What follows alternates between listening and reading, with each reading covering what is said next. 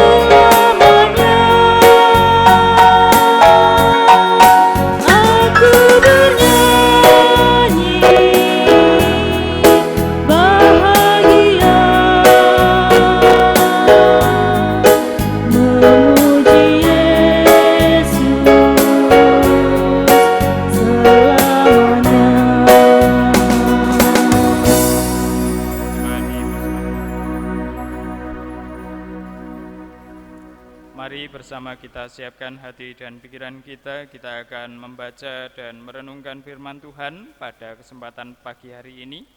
Mari kita bersatu di dalam doa. Syukur kami naikkan kepadamu ya Tuhan, atas pemeliharaanmu, atas tuntunanmu dalam kehidupan kami, yang kami rasakan hingga pagi hari ini Tuhan. Engkau selalu menyertai kami. Engkau yang menuntun kami hingga di tempat ini. Kami memuji dan memuliakan nama-Mu ya Tuhan. Dan sebentar lagi kami bersama-sama akan membaca firman Tuhan, mendengarkan firman Tuhan. Kiranya Engkau mampukan kami, Engkau memberikan hikmat bagi kami, sehingga kami dapat menerima firman Tuhan, sehingga kami dapat mempelajarinya, terlebih kami dapat melakukannya dalam kehidupan kami. Tuhan, curahkan Roh Kudus-Mu di tengah-tengah kami, dan berkatilah kami ya Tuhan. Kami percaya Engkau yang memimpin ibadah kami, awal, pertengahan, hingga akhirnya nanti. Kami hanya serahkan di dalam nama Tuhan Yesus Kristus. Amin. Bapak Ibu yang dikasihi Tuhan Yesus Kristus, mari kita membuka Alkitab kita di dalam Injil Matius. Injil Matius pasal 22, ayat yang ke-15 sampai ayat yang ke-22. Injil Matius pasal 22, ayat 15 sampai yang ke-22. LAI memberi judul perikop tentang membayar pajak kepada kaisar. Kemudian pergilah orang-orang Farisi, mereka berunding bagaimana mereka dapat menjerat Yesus dengan suatu pertanyaan. Mereka menyuruh murid-murid mereka bersama-sama orang-orang Herodian bertanya kepadanya, "Guru, kami tahu engkau adalah orang yang jujur dan dengan jujur mengajar jalan Allah, dan engkau tidak takut kepada siapapun juga, sebab engkau tidak mencari muka. Katakanlah kepada kami pendapatmu, apakah diperbolehkan membayar pajak kepada kaisar atau tidak?" Tetapi Yesus mengetahui kejahatan hati mereka itu, lalu berkata, "Mengapa kamu mencobai aku, hai orang-orang munafik? Tunjukkanlah kepadaku mata uang untuk pajak itu." Mereka membawa suatu dinar kepadanya. Maka ia bertanya kepada mereka, "Gambar dan tulisan siapakah ini?" Jawab mereka, "Gambar dan tulisan kaisar." Lalu kata Yesus kepada mereka, "Berikanlah kepada kaisar apa yang wajib kamu berikan kepada kaisar, dan kepada Allah apa yang wajib kamu berikan kepada Allah." Mendengar itu, pergilah mereka dan meninggalkan Yesus lalu pergi. Demikian sabda Tuhan, yakni yang terambil dalam Injil Matius pasal 22 ayat 15 sampai yang ke-22. Berbahagialah mereka yang mendengarkan firman Tuhan dan yang memeliharanya. Haleluya.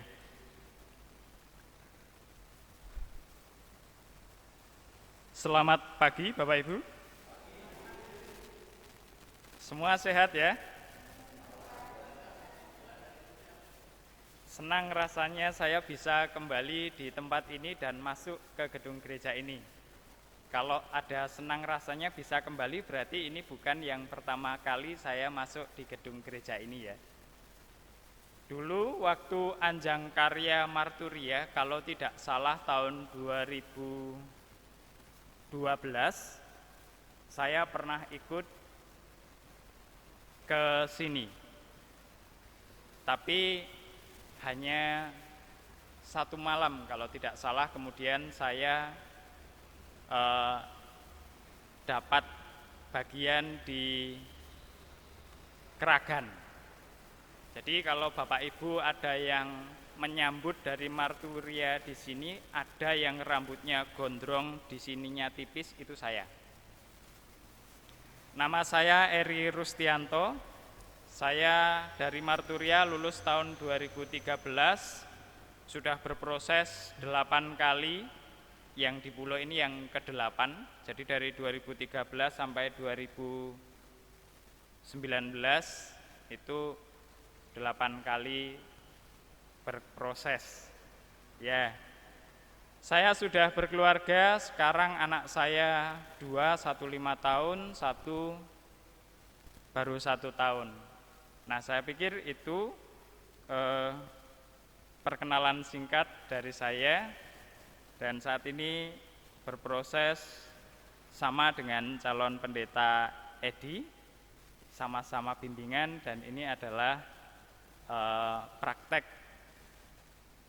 dalam tanda kutip ya, praktek khotbah dari bimbingan khotbah. Nah, Bapak Ibu yang dikasihi Tuhan Yesus Kristus, dari bacaan kita saat ini, tema atau judul yang kita renungkan adalah semua untuk Tuhan. Di masa pekan keluarga dan diberi tema seni merawat keluarga ini, tentu ini menjadi pergumulan, menjadi refleksi bagi kita dalam membina rumah tangga kita dari awal sampai sekarang ini, atau mungkin ada yang baru memasuki kehidupan berumah tangga. Bapak Ibu yang dikasihi Tuhan Yesus Kristus, keberhasilan hidup dimulai dari kehidupan di dalam rumah. Barbara Bush, mantan Ibu Negara Amerika Serikat, itu mengatakan keberhasilan kita sebagai masyarakat tidak bergantung pada apa yang terjadi di Gedung Putih, tetapi pada apa yang terjadi dalam rumah kita. Dari ungkapan itu dapat dikatakan bahwa keluarga adalah fondasi dalam banyak hal. Salah satunya dalam suatu pemerintahan. Menghormati adalah salah satu faktor pendukung dalam mewujudkan harapan kita, yakni tentang keberhasilan, baik dalam instansi maupun dalam keluarga. Dan ini tentu harus dilandasi dengan rasa syukur atas pemeliharaan Tuhan. Bacaan kita saat ini mengajarkan kepada kita tentang bagaimana kita menghormati, khususnya dalam bacaan ini terhadap pemimpin. Pada bacaan atau konteks bacaan kita pada saat ini, ketika Tuhan Yesus memasuki Yerusalem, itu banyak sekali tantangan yang harus dihadapi. Salah satunya adalah orang Farisi atau pemuka agama. Dalam hal ini, dari bacaan kita ada satu yang unik. Uniknya adalah orang Farisi dan orang Herodian ini bisa bekerja sama, padahal mereka memiliki latar belakang yang berbeda. Orang Farisi ini sangat membenci orang-orang Herodian atau pendukungnya Herodes. Mereka sangat membenci sebab kelakuan mereka ini sangat kejam kepada bangsa Yahudi atau bangsa Israel yang ada pada saat itu berkaitan dengan membayar pajak. Nah, pertemuan orang Farisi dan orang Herodian ini kemudian mereka berkumpul dan bersiasat untuk menjerat Yesus dari jawaban Yesus. Jadi bukan pertanyaannya, tetapi jawaban Yesus itu yang diharapkan oleh para orang Farisi dan orang Herodian. Jelas di situ jebakan yang dipakai ada dua, satu dari sisi agama, satu dari sisi negara. Ketika mereka sudah sepakat lalu menyuruh muridnya bertanya, "Guru, kami tahu Engkau adalah orang yang jujur dan dengan jujur mengajar jalan Allah dan Engkau tidak takut kepada siapapun juga. Sebab Engkau tidak mencari muka. Katakanlah kepada kami pendapatmu, apakah diperbolehkan membayar pajak kepada kaisar atau tidak?" Pernyataan dan pertanyaan ini yang disampaikan oleh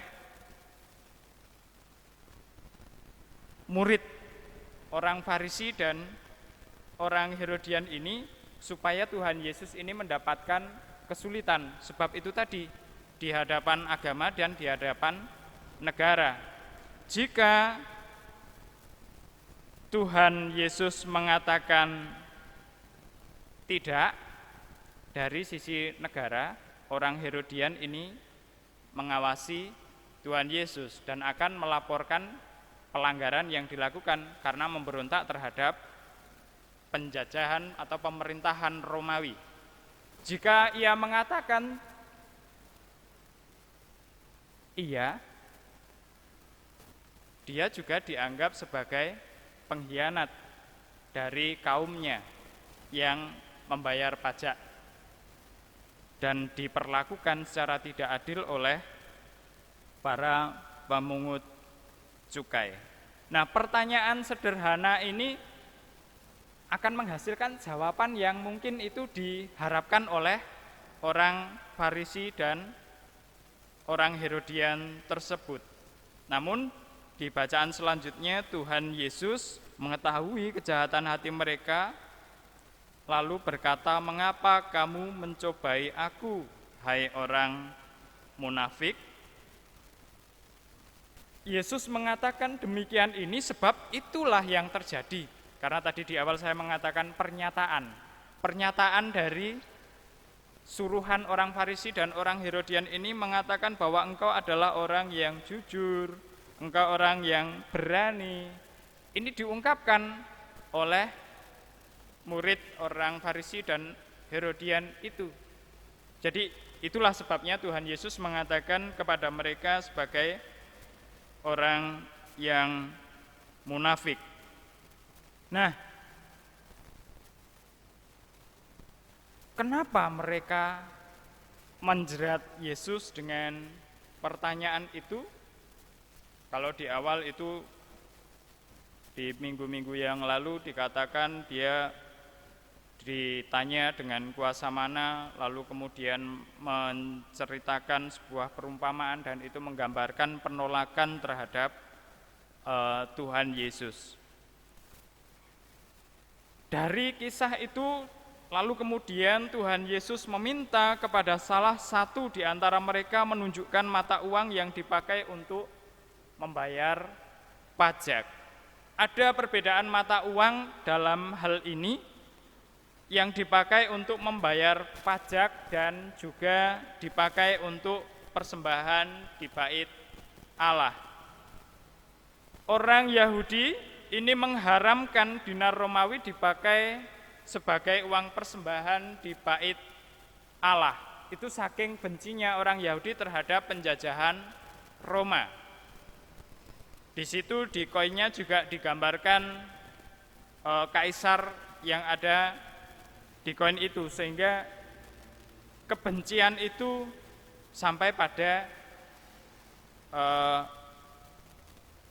tingkat yang luar biasa ya, sehingga orang Yahudi ini ketika mau memberikan persembahan mereka harus menyiapkan uang Ibrani atau uang yang lazim dipakai dalam bersembah kepada Allah. Nah, Yesus menegaskan dalam hal ini bahwa pajak yang diberikan kepada kaisar itu ya harus diberikan kepada kaisar. Dan apa yang harus diberikan kepada Allah, yaitu yang harus diberikan kepada Allah. Disinilah menariknya. Pertanyaan di awal Tuhan Yesus diberi pertanyaan soal membayar pajak saja, bukan masalah bersembah atau persembahan ke bait Allah. Tetapi di sini Yesus menegaskan kepada mereka tentang persembahan bagi Allah juga. Nah, hal inilah yang cukup menarik juga, bahwa kepada Allah apa yang wajib kamu berikan kepada Allah.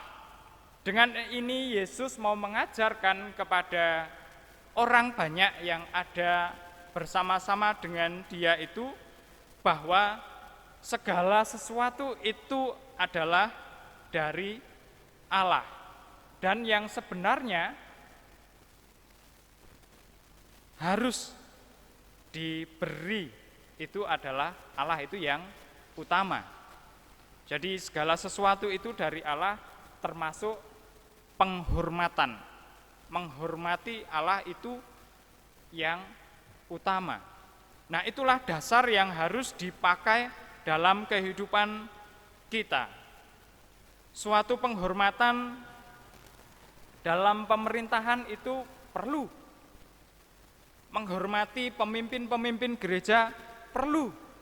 Menghormati guru di sekolahan itu juga harus, dan itu kewajiban. Di dalam rumah tangga, menghormati orang tua itu juga suatu keharusan. Sering yang terjadi bukan penghormatan yang dilandaskan dari rasa syukur atas pemeliharaan Tuhan, tapi menghormati karena sudah lazimnya menghormati.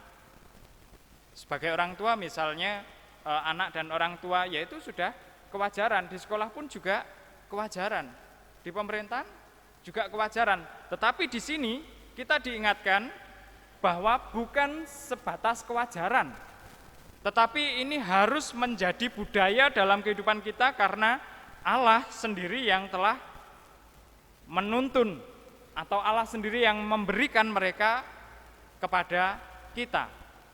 Jadi kita bersyukur atas semua yang ada saat ini. Nah, rasa syukur inilah dasar bagi kita menghormati satu dengan yang lain. Keluarga adalah fondasi bagi kehidupan orang percaya. Dan menghormati ini adalah salah satu penyebab juga, kalau di dalam rumah tangga, itu menjadi salah satu penyebab dari berbagai penyebab lainnya, bisa menyebabkan keretakan dalam rumah tangga. Suami mintanya dihormati, Alkitab juga mencatat itu. Istri mintanya disayangi, Alkitab juga mencatat itu. Tetapi kadang itu hanya diungkapkan dari perasaan kita, bahwa kalau bapak-bapak, saya yang menafkahi keluarga ini, saya yang mencari biaya hidup untuk ini, tinggal menghormati saja kok. Sulit. Menghormati itu ya dengan membuatkan kopi, misal, contoh sederhana. Tidak menunggu disuruh pulang kerja, misal capek-capek, kopi belum ada. Dengan posisi yang lelah itu, emosi, kopi orang tiga ini, misal. Lah, ini bisa menciptakan atau menjadikan sebuah persoalan di tengah-tengah keluarga. Di era yang baru ini juga seringkali keputusan pemerintahan, lalu gereja, itu juga sering menjadi sebuah persoalan. COVID-19 misalnya. Karena ini orang tua yang sudah lanjut usia tidak disarankan untuk beribadah di gereja. Anak-anak juga demikian. Alah, sehat kabeh. Nggak ada. Wong hidup mati itu juga kuasa Tuhan. Berangkat aja. Misal seperti itu. Dan saya yakin di sini juga ada pergumulan ketika keputusan-keputusan yang diambil oleh majelis gereja. Ini bisa menjadi sebuah persoalan juga. Apalagi sebentar lagi mau emeritasi. Tentu ini juga menjadi persoalan ketika orang itu tidak bisa sependapat, saling mengerti dan saling menghargai, menghormati keputusan yang diciptakan gereja. Aku gak diundang. Apa aku kurang aktif di dalam gereja misalnya. Nah, ini harus dipahami bersama bahwa keputusan yang harus dihormati, jelas gereja menghormati pemerintah, protokol kesehatan. Jemaat juga harusnya memahami apa yang diputuskan bersama dalam musyawarah majelis. Nah, pengertian bersama ini adalah wujud syukur atas pemeliharaan Tuhan, bukan karena mencari sesuatu hal kita menghormati, tetapi menghormati itu harus ditanamkan dalam hati kita adalah hal yang positif untuk dilakukan. Nah, di dalam rumah tangga juga begitu. Jadi harus benar-benar dihargai, dihormati, saling bekerja sama, karena semua itu untuk Tuhan, bukan untuk kepentingan pribadi, bukan untuk sekedar kita mendapatkan sesuatu lalu kita menghargai, menghormati dari sisi pemerintah supaya mendapatkan jabatan, di sisi sekolah supaya disayang oleh gurunya lalu mendapatkan nilai tinggi, dalam bidang yang lain juga demikian. Bukan itu, tetapi lebih pada rasa syukur kita kepada Tuhan. Tuhan sudah merancangkan segala sesuatunya dengan baik.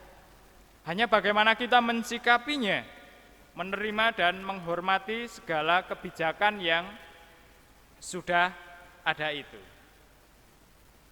Jadi jangan merasa bahwa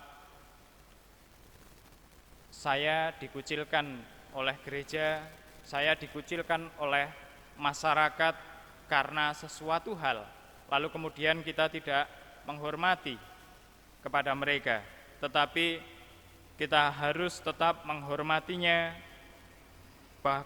dengan keyakinan bahwa mereka ada itu karena tuntunan Tuhan dan semua adalah untuk Tuhan. Dan akhirnya marilah kita saling menghormati satu dengan yang lain sebagai wujud syukur atas kasih Tuhan yang kita rasakan, baik di tengah keluarga kita, baik di tengah pekerjaan kita, baik di lingkup gereja maupun di lingkup masyarakat, dengan menempatkan Tuhan sebagai kepala di tengah-tengah kehidupan kita, sehingga keluarga kita bisa langgeng harmonis. Dan hanya kita sendiri yang tahu bagaimana cara menyelesaikan persoalan, misal ada persoalan di dalam rumah tangga, dan itulah seni yang harus digali oleh setiap keluarga kita, saling melengkapi, saling membangun, saling mendukung dengan apa yang menjadi program, menjadi keputusan baik pemerintah maupun gereja. Kita menghargai itu sebagai bentuk rasa syukur kita atas pemeliharaan Tuhan dan rasa syukur kita karena Tuhan menghadirkan mereka dalam kehidupan kita. Tuhan memampukan kita sebab Tuhan menyertai kita, dan apa yang kita lakukan kita dasari karena semua adalah untuk Tuhan. Amin. Saat teduh untuk kita.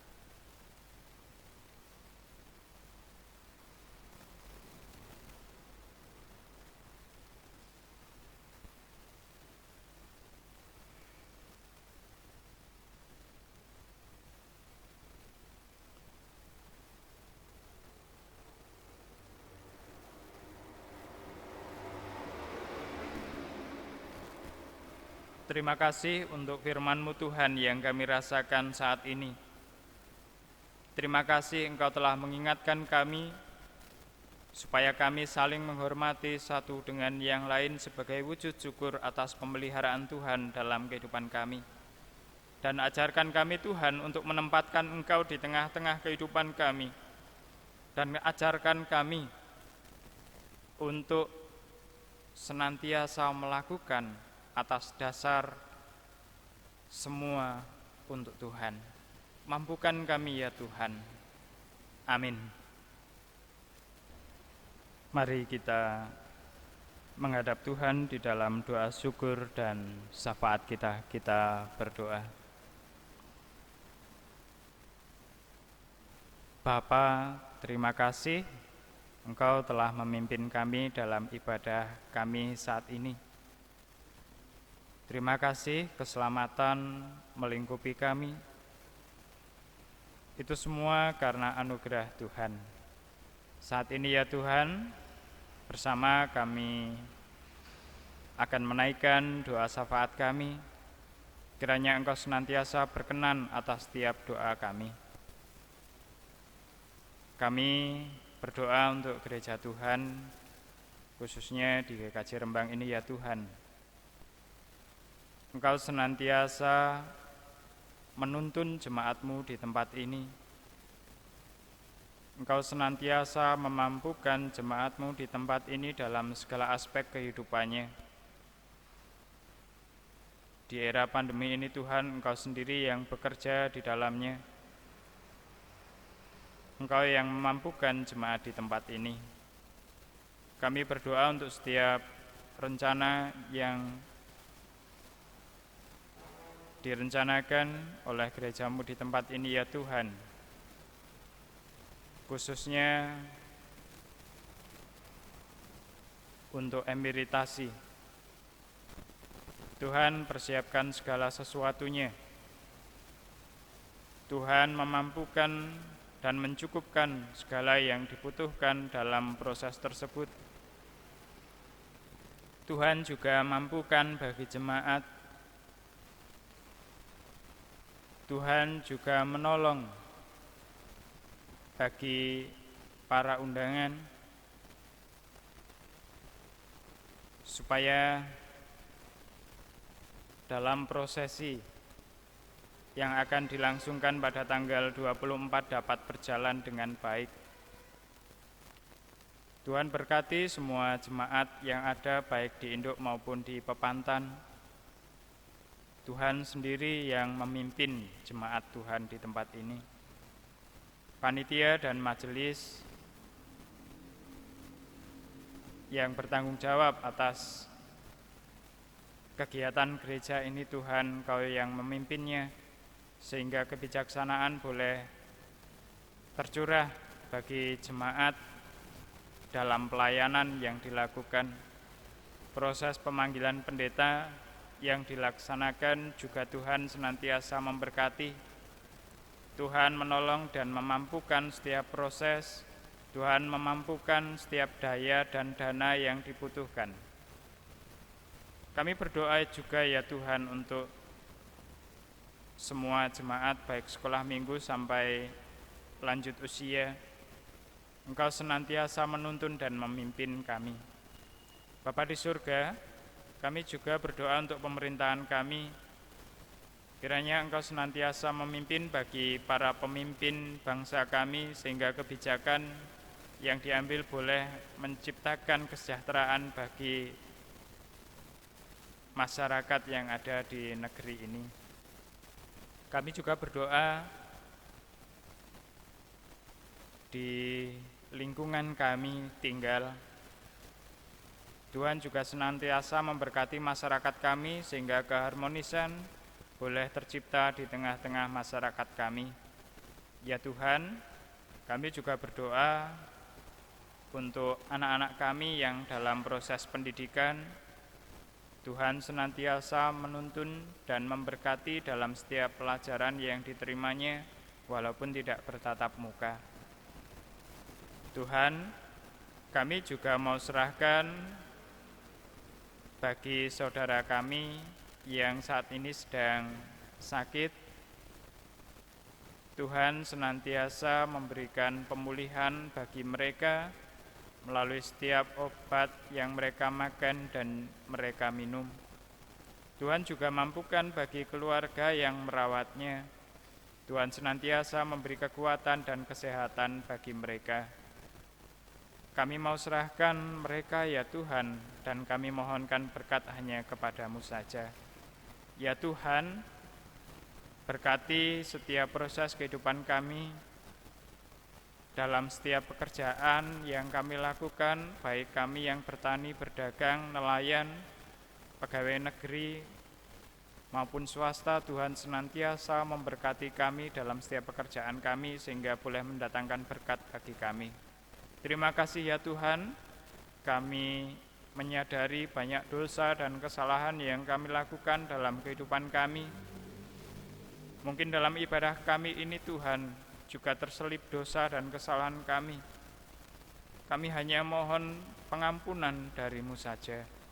Terima kasih ya Tuhan, doa syukur dan syafaat ini kami naikkan dan kami percayakan di dalam nama Tuhan Yesus Kristus. Amin. Kita akhiri ibadah kita dengan mempercayakan kehidupan kita bahwa pertolongan Tuhan senantiasa menuntun kita dalam melakukan setiap tanggung jawab kita, baik di tengah keluarga, di tengah masyarakat, dan dimanapun kita berada. Kita percaya bahwa Tuhan Yesus yang senantiasa menolong dan menuntun kita. Mari kita arahkan hati kita kepada Tuhan dan kita terima berkat Tuhan.